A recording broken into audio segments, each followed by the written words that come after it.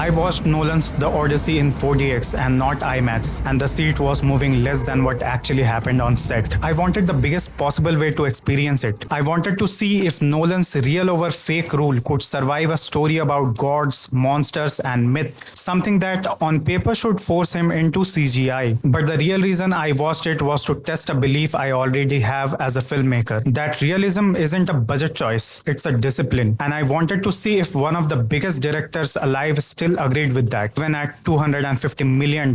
This is the first film of his career shot entirely on IMAX's 70mm format, and one of the most physical demanding shoots he's ever run. One of the Ithaca's locations had no road access at all, so the cast had to walk to set themselves every single day. Some of the stunt performers were reportedly buried alive on a camera for a sequence. The production shot across Morocco, Greece, Italy, Scotland, Iceland, and Malta, real locations standing in for a mythical world, instead of building it digitally. And for the ship sequences, they didn't fake the ocean either. They used a real full-scale long ship in Norway for the water work. Nolan's reasoning was the same one he's given for 20 years. The physical world pushing back on a production is what makes the story feel true, even when the story itself is a myth. Here's what most people miss. Realism was never about believability. It was never really about can the audience tell the difference. It's about respect. Respect for the story enough to make it cost you something real. That was the hidden part. Follow for more.